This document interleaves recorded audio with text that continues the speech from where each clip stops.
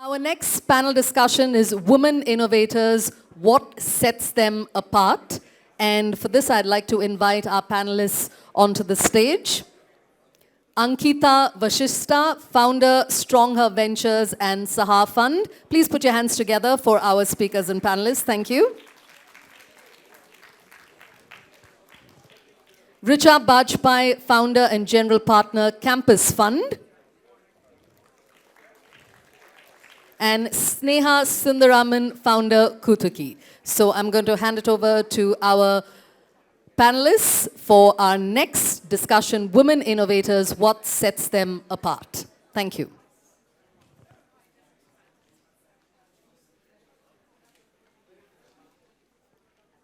If you could kindly settle down quickly so that we can move on to our next panel. Of course, also inviting our moderator for this panel, Professor Dalia Mani, Associate Professor, Entrepreneurship, IIM Bangalore. Welcome. This is a very exciting audience, and we have a very exciting panel. So let me start by very briefly introducing each one of them. Two of them actually are NSRCEL incubatees. So I was just talking to them, and they were saying how exciting it is to be back in campus.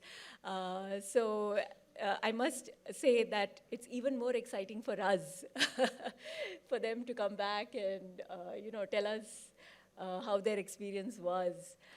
So hopefully we will learn a lot from this session. Let me start by introducing Sneha.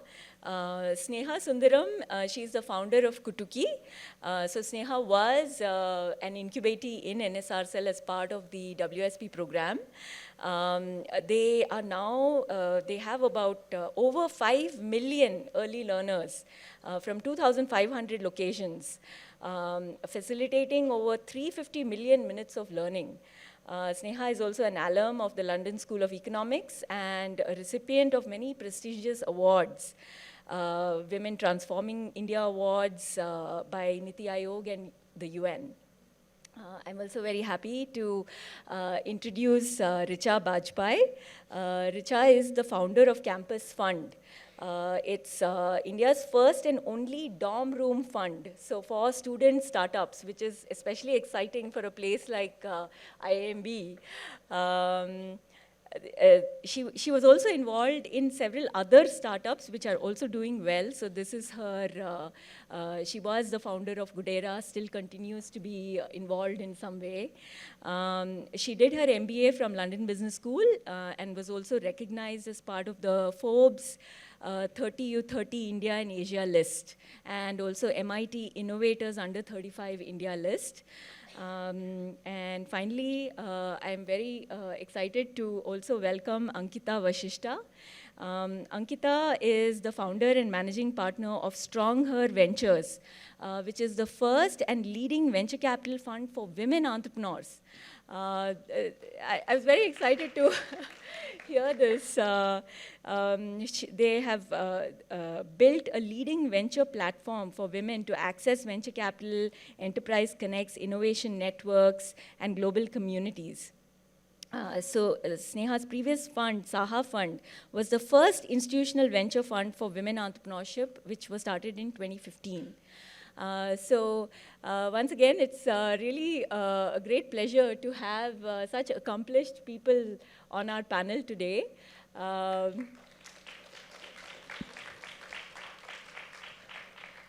So we have about 45 minutes, 50 minutes. So what I thought we would do is, I would ask them a couple of questions which each of them can answer, just to give us a sense of their journey and of themselves, to set the stage.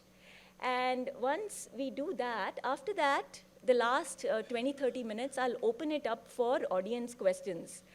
So then, now that you have some background about them from the first 20 minutes, you can then ask more specific questions that might be of interest to you. So if that's okay with all of you, if that format works for all of you, then I can get started. Yeah? Or, all right, great, thank you. So maybe we start with Sneha and we go this way. Sneha, Richa, and Ankita, each of you in turn, could you tell us a bit about yourself and your journey as a founder and how things have gone for you from the beginning? If you can briefly tell us, just for us to get a sense of your journey. is among, am I audible? Yeah. Great. So this is a very tough question to sort of very succinctly answer, but I'll do my best. So I grew up in Bombay, very simple middle class, sort of home, and never in my wildest dreams did I ever think that I'd ever be an entrepreneur. So in that sense, I'm a first generation entrepreneur. While growing up, I've always been academically inclined, but definitely a backbencher in class. Any chance I got, you'd find me being involved in any form of performing arts, music in particular. So while, I've had several stints in corporates, I've been to Ivy League schools, a very important part of my identity is that of a musician. And I grew up learning classical music for many, many years, and I was very profoundly impacted by that. And I've always wanted to do something with music, something with performing arts, specifically with children at some point in my life. And as serendipity strikes, in 2013, I got married to my co-founder, who's my co-founder at Kutuki, my partner in business and life. And both of us, happen to be very musically inclined and in performing arts. And we decided to take a break from the corporate world and plunge into the world of music. And that's when we had several opportunities to dive into music production. We were doing music for films, we were doing music for documentaries, for ads, etc. And that's when we chanced upon schools.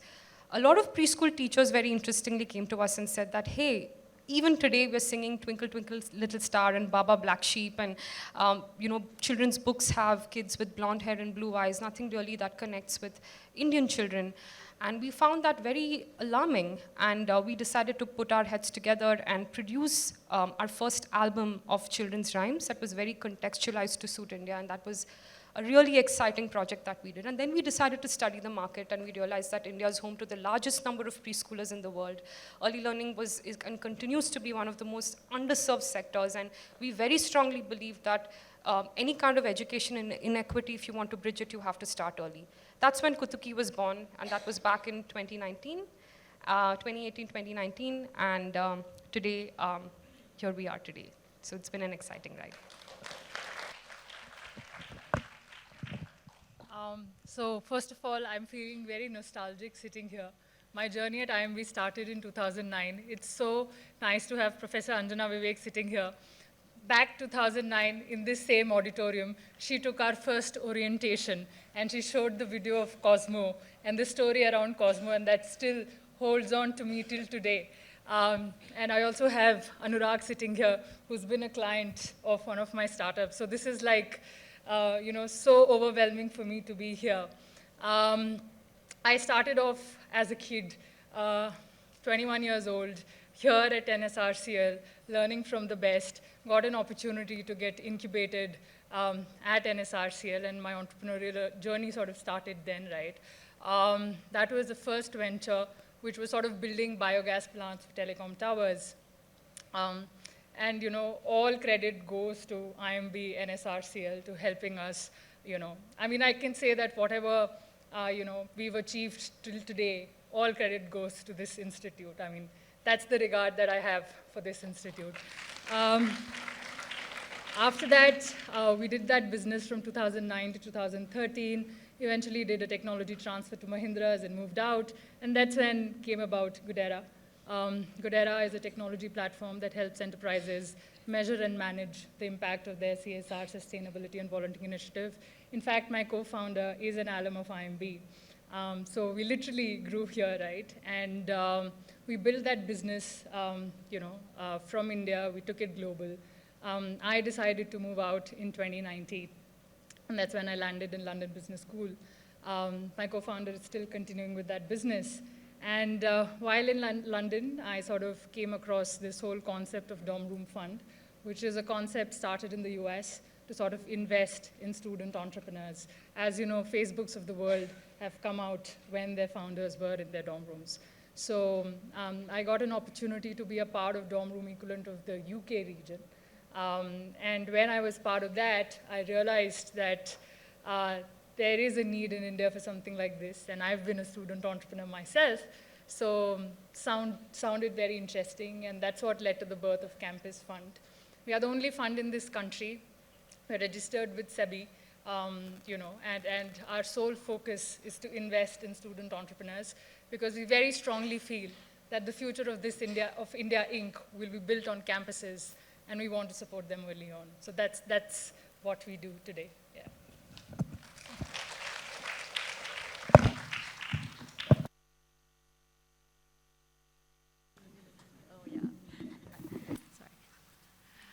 Hi, everyone, and thank you for having me here. It's great to be back, and I can see a few familiar faces also in the audience.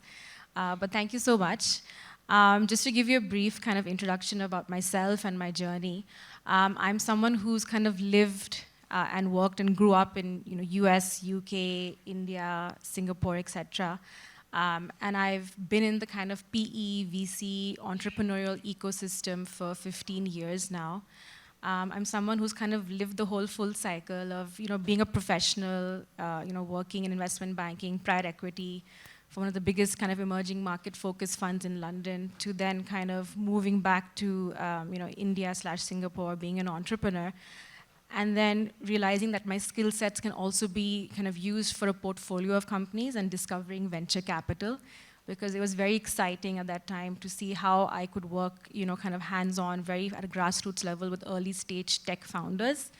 And then, of course, discovering my kind of passion and being an entrepreneurial kind of venture fund founder with Saha Fund. So, I think for me, I've always been into kind of funding and working with early stage tech startups, but almost, I think, a decade ago was when I realized there was a huge stark gap in the number of women entrepreneurs in the ecosystem, and not just in India, but globally, because I've had partnerships or companies in Singapore, Japan, US, UK. So it was not only an India problem, but it was a global problem that I really wanted to solve for. Because just being part of boardrooms or pitch days or meetings, I realized that many women entrepreneurs were not getting access to opportunities and platforms for funding. And there weren't enough women funders, like investors or GPs in the room as well, making those investment decisions, right? So I said I wanted to kind of set up a fund and a platform where women can get access to capital and much beyond that, and we can look to fund women-led and focused companies, because I truly believe that if you have inclusive leadership and an inclusive kind of direction, you can build a very inclusive product and service, right? So that led me to actually launch the very first venture fund for early stage women in tech. That was Saha Fund, and took that journey now, and we're on to Fund 3 with Stronger Ventures. Over the past kind of 3 funds, we've made more than 60 investments. From my initial investments, some of the known ones are Licious, which is an online meat brand, to Unifor, to Luxola, which got bought over by Sephora, and then we invested in Fraternity, which got bought over by CureFit. And taking that journey forward. And what I also discovered in my journey of being in the venture capital investment space is that there's so many amazing women entrepreneurs out there. Of course, only a small percentage get invested by a venture capital fund, but there's so many more women entrepreneurs or diverse founders that we can develop and help grow. And therefore, last year, we also launched a cohort-based kind of accelerator program called Arise Accelerator to do just that. And the idea was that beyond capital, how do we give access to community, coaching, and connections, and build many more entrepreneurs, right? And so that's been my journey. Very passionate about early stage tech investing, but also a huge advocate for women leaders, founders, and especially also women coming back to work after being a mother. So that's my journey. Thank you.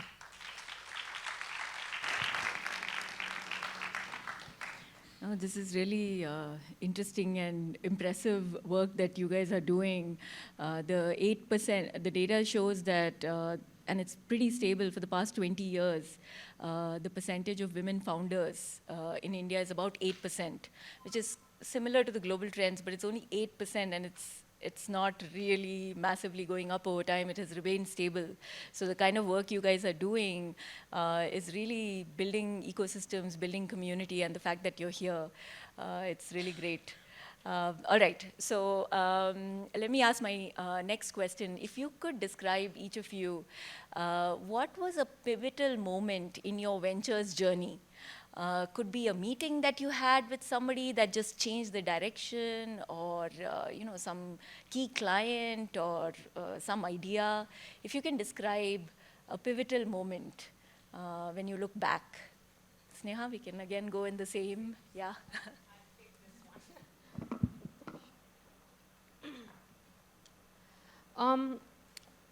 So I think when Kutuki started, we were a bootstrap company, to begin with, and right from the get-go, we believed in being very lean, even in terms of how we wanted to scale, even how we wanted to grow. We wanted to make sure that it was, our sort of, there was more pull rather than push, right? And that's something that we wanted to develop from early on. So it was very important for us to build on fundamentals, start growing a community of parents, spreading awareness about the importance of early learning, and not rush, without having the basics in place. So while we were doing that, I think there are a couple of very interesting things that happened. One was that we decided to participate in the Government of India's initiative, which was the Atmanirbhar App Innovation Challenge. And a very interesting thing that they were doing was trying to promote specifically players who are trying to bridge education inequity. And we thought that was really exciting and interesting, and early learning was a very big part of their agenda as well. And we applied for that, and we were among the winners of that program. And when that happened, lo and behold, suddenly we look at our app and we look at the data and we see that on this particular day, everything is just completely booming, right? Like that particular day. And we were like, what is happening? What is going on, right? And we just realized that, our Prime Minister spoke about Kutuki. And this was completely out of the blue. We had no idea that this was even happening. And I think that for us, up until then, Kutuki was still sort of a tier 1 use case, and that's not who we wanted to be at all. We really, really wanted to be, we were very keen on building for Bharat and, reaching out to tier 2, tier 3 towns and communities, because that's where early learning and access to good quality preschools is the least. And this sort of opened those doors for us, and that was very, very exciting. And that's when, everything could have broken, because we were just such a small team. We just had one tech person, and that's it. That's all we had that was somehow, sort of stabilizing our product. And it was incredible. And I think that for us to have been able to manage that, spike of growth, being able to reach a larger audience, sort of assess their needs and be able to adapt very quickly, I think that was a very pivotal moment in our journey, if I really go back and think about it. And of course, there were many others as well. But I think that was our first big breakthrough. What I'd like to share is that, I'm an entrepreneur at heart, now turning into a VC, right? So when I was sort of starting to think about launching Campus Fund, I actually didn't know how the venture capital industry worked, right? And I reached out to angels of Goodera, earlier investors of Goodera, and just asked them that this is something that I want to build, will you help me, right? And they just supported wholeheartedly, right? Without a qualm, without a question. They said, we'll help you in any which way we can. And all of them said that we'll stand by you, we'll open our network for you, and we'll help build this fund, right? And that is what actually was a turning point, which actually helped us bring Campus Fund to where it is now. We started off with a pilot fund of $1 million, in 2020, in complete lockdown, COVID, everything happened virtually. And now we are a 100 crore fund registered with SEBI, right? So, there are women like Soumya Rajan who said that I will stand by you, go ahead and do it, right? And that is what you need as an entrepreneur. Yes, we are a VC fund, but we are also a startup, right? We are also building, right? So if you have folks who stand by you and give you that kind of encouragement, that's all that you need as an entrepreneur, right? So I think all the support that I've garnered from the previous relationships in my previous avatar as an entrepreneur, that's the most valuable thing that could have happened, and I'm eternally grateful, for all the folks who came in to support. So that was sort of the turning point, helping me to sort of take that plunge. Yeah, very similar in terms of that we got. But for me, like I mentioned, I think for me the pivotal kind of point was when being in the tech industry or being in the investment industry, I realized that the gap in funding for women entrepreneurship, and just by being part of so many kind of meetings or experiences, I realized that women were not getting a playing field, right? And I spoke to so many women entrepreneurs. I spoke to a lot of people who were in the investing side as well. And just realizing that there was such a gap in awareness also of why it's so important, of course, for women founders and leaders to be there, but also why it's important to build for women. PCOS or menopause is a very natural part of our life, but we're building for it now only, and there's a long way to go, right?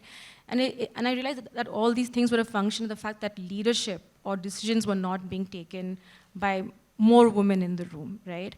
And like yourself, I said, okay, I want to start this fund. I want to raise money, and I'm going to now start this journey. And I obviously, through our network or through online, saw who the top, women of India, right? And I said, okay, I'm going to go and meet all these women in that list. And very luckily, of course, I met Mrs. Kiran Mazumdar-Shaw or Zia Modi. And when I went and met them and I told them about what I want to do, and they were like, this is amazing, because when we were starting our businesses or when we were starting off, there was nobody like this, right?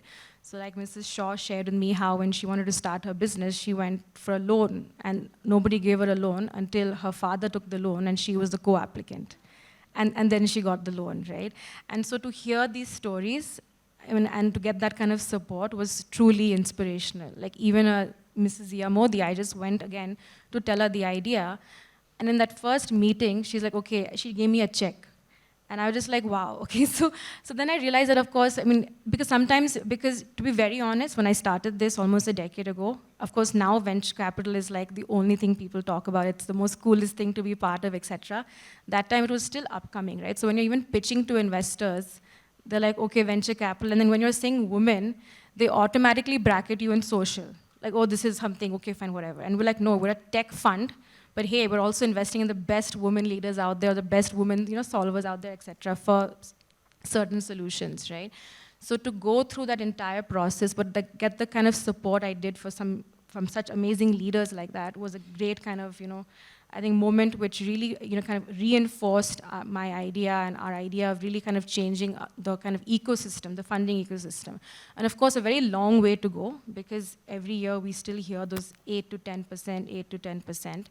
But the idea is to really change that, really change mindset, and really bring about a lot more inclusive leadership to the forefront. Thank you. No, that's amazing, and you're absolutely right. The data also bears out what you're saying. There is a stereotypical women, it must be social, and so it's easier to get funding in that kind of space because it fits that stereotype, right? It's harder when you're not in that bracket. Yeah, that's really great. Okay, so my last question before I open it up to the audience, and again, we'll go in the same direction. So Sneha, if you could go back in time, and meet yourself when you were about to start your company or start this journey as an entrepreneur, what would you tell your younger self? What are the learnings? Sure. So I think there have been, there's a lot of reflection that has happened over the years, and one of the things that I want to say is that a very important thing that I've learned, that both anything good or bad, both of these things, it's part of the journey, and they're all phases, and it's going to happen, right? Like, so in the sense that if there is something really bad that has happened, or there's, you're facing a really difficult challenge, or there's something that you plan to do and it didn't work out as planned, it's all part of the journey, right? Like that is what that's what being an entrepreneur is. A lot of times when people start, when they encounter a failure, they take that very personally, and it's very hard sometimes for you to overcome, So I think it's very important to have that kind of mindset where, you're open to overcoming these things. And I think same thing with something great as well. So if something really incredible has happened, I think it's important not to harp on it too much and move on to the next thing. So I think that, to stay in that flow state, I think for me, that was a very big learning. I think the other thing also is, I truly believe that as much as you're investing in the growth of your company, I think by equal measure, it's important that we invest in understanding ourselves. So I think self-awareness as a founder specifically is so important because all of us have come with certain baggage, certain insecurities, things that, we may know our strengths, and it's also equally important to understand that, we're not perfect, and that's perfectly fine, right? Like, that's absolutely fine. We don't necessarily have to portray this sort of very alpha image, and especially I think with women, it can get very confusing because it's a very male-dominated space. It's really important that we are okay being ourselves. We don't have to be like this sort of put up this macho alpha, sort of, perception, in front of the world. I really think that embracing our vulnerabilities, talking about it, being open and saying that, hey, I don't have the answer, having folks in your team being able to sort of come up with an answer better than you, you need to be able to, feel a sense of security, about yourself to be able to sort of embrace all of those things. I think, I don't think there's anything that I've experienced in life that has taught me so much as entrepreneurship has. I think this has been my school of life, I think. Forget about business. I think it's been a school of life for me. So that's my take. Completely agree to what you say. Entrepreneurship is the best school that you can ever go to. So 3 things that I'd probably go back and tell my 21-year-old when I was here at NSRCEL is that ask for help. It's okay, ask for help. Don't worry so much about it, so ask for help. It's okay to be vulnerable, because that shows the authentic you. So it's okay to be vulnerable in front of your team, in front of whosoever you're speaking with. And the third thing is, after multiple no's is what comes the real yes. So what I'm trying to say here is that as an entrepreneur or somebody who's trying to build something, I feel that there is a beauty in the no's that come to you, right? They help you evolve yourself, become a better version of your own self. And then you probably enjoy the yes in a better way, right? So, I mean, it's an art to appreciate the no's, and I think we all should embrace that. So these are my 3 things that I'd go back and say to myself. Completely agree with Sneha and Richa, and just to add on, I think what I would tell myself is that actually networking is really important. It's something that we're not necessarily, I guess, taught, and we don't necessarily do at younger ages, and we feel like it's forced to do. But actually, it's super important, because when you are an entrepreneur especially, right, you need to network, to meet people, to get advice, to get mentorship, but to let the world know about yourself and what you're building. You could be building the best product or service or platform out there, but if you don't talk about it and you don't tell others about it, nobody will know about it. And for you to find people that believe in you to amplify your cause further, right? So networking is really key, because I remember, because I'm actually an introvert, and I used to hate going out and meeting and going out. But if I don't do that, right, how would I be here talking to so many people? And that has given me so much energy to actually build more, right? So coming to an event like this shouldn't be optional, it should be mandatory, right? And it's, of course you meet so many people very relevant to your industry, but funnily enough, I have made like the best, I think, partnerships or collaborations or even just whatever from people that I least expected or who aren't even from my same field, right? So networking is really important. Travel, you should travel. I think I have learned the most from just experiencing different people and cultures, and I love food, but all those things, right? But that, again, I'm connecting everything back to entrepreneurship, because of course you could be building for, say, modern India, maybe you're building for rural India. So I have founders who are from maybe Delhi, Bangalore, Bombay, but they're like, hey, we're gonna go live somewhere in Nagpur or somewhere else for some time. We want to know how it is to build for tier 2 or tier 3, right? But travel, so same way, and you want to travel, you want to solve for something, someone in the US or someone in Vietnam, but if you travel, you can understand cultures and people and what you're building for, and it gives you a lot of perspective. So for example, I think we mentioned, there are some global immersion programs as an entrepreneur, or you're part of some accelerator or whatever, but try to travel, it really helps. And I think third is, I think we all mentioned parts of it, but basically, I think it's okay to fail. I know we've all grown up in those, things like, be perfect, 10 on 10, all those things. But actually the biggest learnings come from failure, because it's really important to learn, like she said, that there are going to be so many no's, there are going to be so many pivots.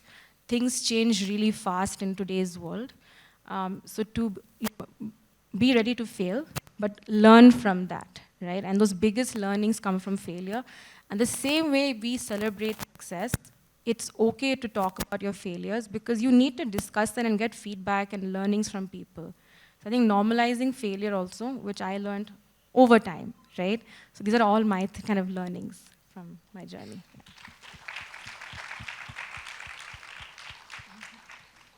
All right, great. So I think now we all have a good sense of these people, and maybe we can open it up to audience questions.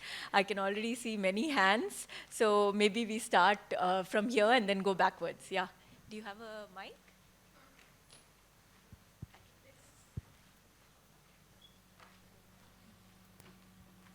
Thank you so much, ma'am. And it was a wonderful session, lot of takeaway for all of us. My name is Sarmishta. I'm the founder of Mindfully Sorted, which works in the space of women mental health.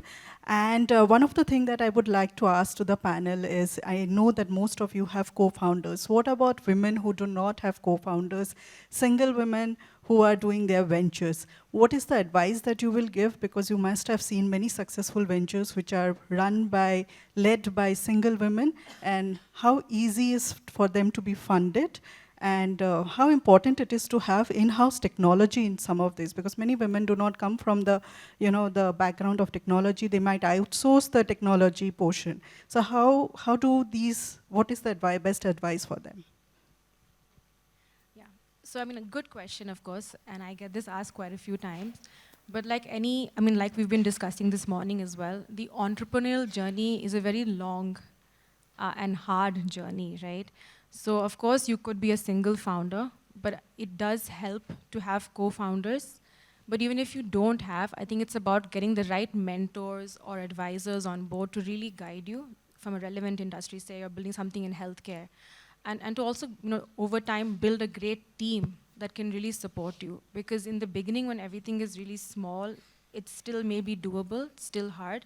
But as you grow and scale, you'll need the right kind of skill set and people to support you and advise you and take on roles. Because there's a lot that has to be done as a founder and as an entrepreneur. I'm sure my co-panelists can also say that. But it's very important to be able to build a team or a great kind of circle around you of advisors and mentors who can help you. So that's one part. I think we had a question about technology as well, right? And so I think that's about, I think it's important, like I said, to maybe get people on board into your team who can help you with that, who can complement your skill set. So I think one thing about founder is, of course, building, but also attracting the right talent or people around you to support you in your journey. Do you want to add on to this? Go ahead. So maybe one thing that I'd say, because I don't come from a tech background, and Kutuki is very tech heavy, very tech focused as well. So I think, one advice, that we learned through our journey was, even though I have a co-founder, I think it's important that, at least in your management, it's important that you have someone who's not necessarily a co-founder, but sort of has that kind of ownership, in the work that they're doing as a co-founder. So one thing that you will probably, if you're choosing to not have a co-founder in your journey and you're choosing to do this alone, it's important that you probably learn the skill to know when to step back and when to step in, and allow the person, if technology is a very core focus and a very important part of your work, you should allow that person to lead the way. And I think for a lot of founders, that could become a thing of contention, because you'd be like, I'm the founder, I need to make these decisions. But chances are, if you don't have the expertise, it's important that you allow the other person to have that kind of ownership, right? To sort of take that on. So I think those are sort of more subtler skills, beyond what was mentioned here, that you will probably have to learn. That's just my 2 cents. Next question. Yeah. Hi, am I audible? Okay. Thank you for the opportunity. I'm Selva from Flourish, and my business is all about women development. I say that why survive when you can thrive and flourish in your career and your life? I'd love some perspectives and response from all of you in the panel. what I am actually seeing as a trend is women don't come forthright in really asking for support or asking for, let's say, professional coaching in their professional development. They are probably the last priority in their order of support system. How do I really break that? And what do you really see in your own experience or outside of you when you see women founders, women leaders? I'm really curious about that. So I'll just share my perspectives on this. You talked about coaching, right? Yeah, I mean, it's something that I've been seeing a lot because I work very closely with, of course, both Indian and US startups. But in the US, it's been there for quite some time. And I think what we all discover over time is that as an entrepreneur, we really need to understand the art of storytelling, right? So I think coaching ourselves and getting professional help or mentorship from people to really refine our story and our, kind of what we're trying to pitch, because I think not only are we trying to kind of understand ourselves, what we're trying to build, but every stakeholder that comes in your journey, whether it be your client, your customer, like I said, attracting the right talent, or the investor, right? You need to be able to tell the story to all of them, and it has to be relevant to them, right? So I think coaching plays a huge part there. And of course, I think for personal wellness and mental wellness as well, there's again so much happening in the ecosystem right now. There's so much competition. There is so much over information. I think just going out and reaching out to someone for helping you with just kind of navigating that as you go through your entrepreneurial journey is very key as well. So I think it's about breaking that bias, because I know we have this stigma around asking for help, mental wellness and all that. But I think things are changing. And definitely, maybe like years ago, you were questioned as to why you're asking a question. But you should be curious, ask questions, and ask for help, like everyone else said. That's my view on this. I'd just like to say that, as an entrepreneur, every point in time you're selling yourself, right? So you have to make it worth the while for someone who you want to get mentored by, right?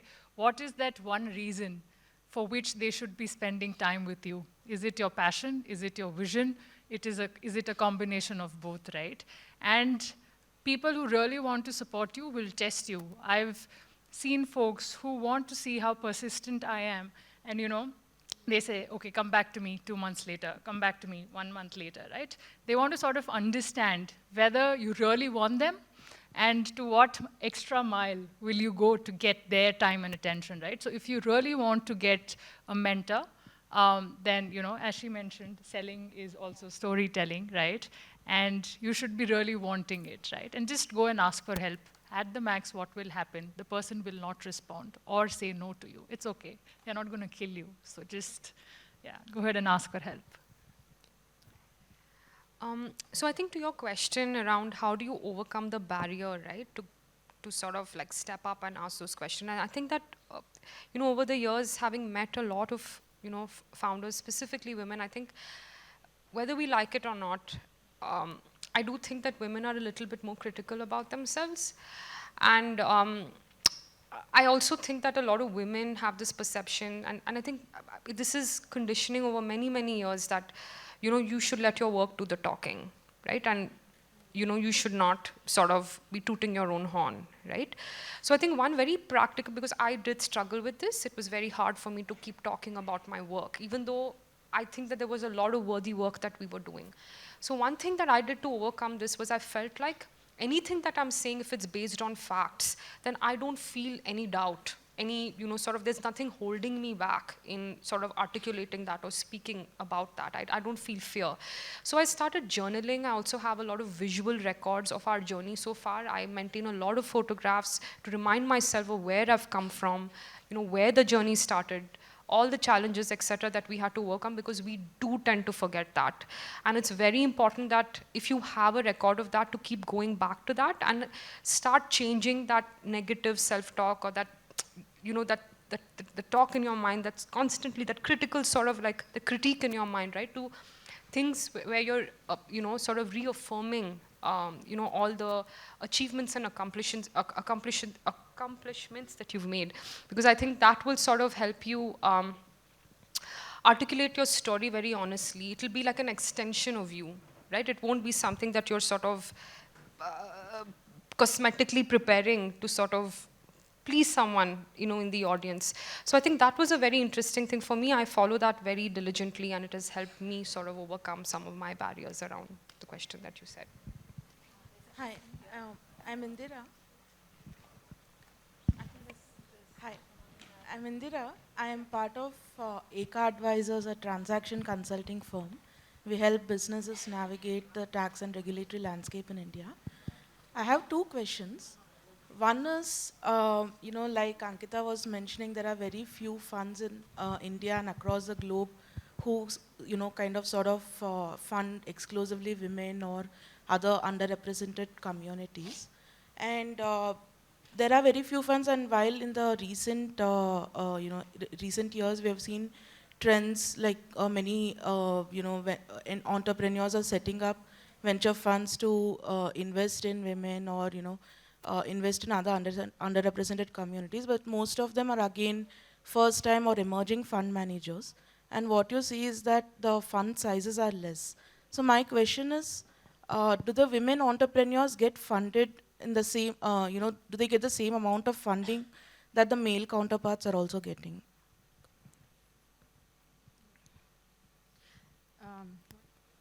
Okay, fine. So your question is around the quantum of funding for female founders. So of course, like we mentioned before, the stats are still that 8 to 10%, I think, of women startups in the ecosystem get funded. And there have been, kind of reports and research around the quantum of funding or even the pay-wage gap between women and men. But I think the idea is the fact that, of course, at least from my perspective, I can speak, that we're investing in great tech businesses that are kind of also run by women and, kind of focused on women, but they're just great businesses to fund. And so the idea is that they will get funding like any other great fund any other company would get, right? So we don't necessarily have a bias there where it's less or more. That's what I'm kind of working towards, is breaking that bias. And also saying that, hey, we're investing in tech companies, but hey, we have a great diverse founder group as well. So I just like to add, it's like this, right? When you're evaluating the business, an investor would typically keep a gender neutral lens. Somebody is not getting an investment because it's a he or a she, right? They are getting investment because there is merit in what they are building, right? It's just that there are fewer number of women who are choosing the path of entrepreneurship. And therefore, fewer are getting funded, right? For an investor, they are investing in a business and they are investing in a horse who has the capability to make it big, right?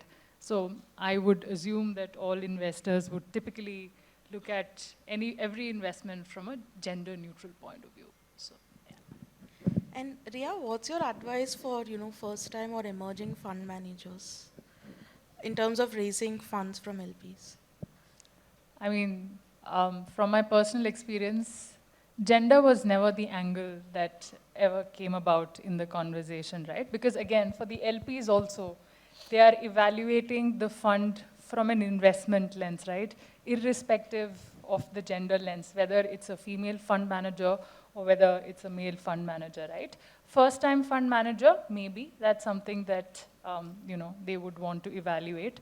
But then you should have something which can sort of bring in that credibility that you will be able to manage money, right? But again, I would assume that there is no gender lens also. At least I did not experience any gender lens when I was sort of raising capital for first time, basically, yeah. But just to Can I add on ask to my that, question? you asked the question about first-time or emerging fund managers. I think, as an entrepreneur or as a fund manager, we're all kind of entrepreneurs, right? And I think it's about having the key differentiation as to why this is your investment thesis, why you want to build your portfolio like this, and take that differentiation to the investor. And of course, finding relevant investors for that. There are, of course, a majority of investors who just want financial returns, but there are investors for climate, education, for diversity as well, who want to see that change happen. And so I think that's about it. It's about differentiating yourself, basically. Thank you. Can I ask my question? Yeah, can I go? Yeah, so am I audible? Yeah, so I have two questions. First question goes to founder of Kutuki. So I have seen Kutuki reaching a lot of people without so many marketing and I'm not seeing so many stuff. So the learning, the question I want to ask is that, what is the key suggestions and the pathway you can suggest for the entrepreneurs who want to tap into the children market? So many people are there in our cohort, so we are struggling to tap into the market and to give the products out. And the second question is that, so as a first-time entrepreneur or as generally entrepreneurs, when we prepare for funding or VC fund or any student fund, we don't know what to do, what not to do, any basics. So what should we start from the day one to be set up and to be noted, data collected, to submit it for the VC? Do's and don'ts. So a simple thing. These are the two questions I want to ask. Sure. I think your question is great. I think it's really important to understand that, yes, edtech is a crowded space. And I think the reason why we focus on early learning very specifically, because there are not too many players who are doing anything about it. So I think it's very important that you find a niche. And now with AI coming in, and there are so many changes and incredible, a rapid pace at which things are growing, it's very important that you understand what the problem is, what is it that you're trying to solve. Because if you're just going to do something that others are doing, you're going to be sort of lost in the crowd, and this is a very genuine problem in edtech. So I think you have to find that niche. We are sticking to our guns, for example. We've been asked this many times, don't you want to expand this to higher education, to primary grades, to secondary grades? And we're still, even though this is not a very easy space to be in, we don't have too many role models to look up to. In many ways, we are creating the category ourselves. We're sticking to our guns because we know the space and we understand the problem that we're trying to solve. So I think once you've arrived at that, you use, and how do you arrive at that? I think that's a much longer discussion to have, because you have to have encountered this problem in some way, right? And then you sort of try to extrapolate that by trying to do some sort of on-the-ground research to see whether is this a genuine problem, then sort of study the market, understand, how big of a problem this is. Are you looking at targeting, is your target group in India? Are you looking at a global product? There are so many factors that you have to keep in mind. So I think one very important thing I'd like to, sort of say here is, I think edtech, it's very important that you don't generalize it. It's very important that you focus on the specific age group or the cohort, so for us it's, the 2 to 6, sort of age group. We are so particular about that. So you have to understand what that TG is for you, because primary grade, the requirements that they have are totally different from, say, folks who are looking for solutions in the secondary grade, or folks who are in college or professional development. It's completely different. While it might fall in the edtech gamut, the solution and the approach is totally different. So I think that's one. The second thing is, in terms of approaching investors, I think it's really important that you've done some sort of pulse check, right? In the sense that you have some sort of indication of, product market fit. It'll be difficult for you to sort of do that at scale for sure at the stage that you're at, but you've got to have some sort of signals to know if you're in the right direction. So, and there's no better signals, that you can get, unlike the signals that you get from customers. So it's important that you get your product out as soon as possible in the hands of customers, test that out, check it. Chances are it may not work. It's fine. That's totally okay. But for you to work in the direction of addressing a customer's problem and sort of seeing if many customers, there are many folks in that specific TG who are sort of facing the same problem and appreciating your solution and actually using it, and have some metrics around that to keep testing it regularly. I think doing that for 6 months at the very least, according to me, is very, very important, because only then will you be able to sort of articulate your solution better to an investor, because an investor is looking at what you can do with this, for years to come, right? So I think that's, again, my 2 cents. Way over time, so let's thank everyone.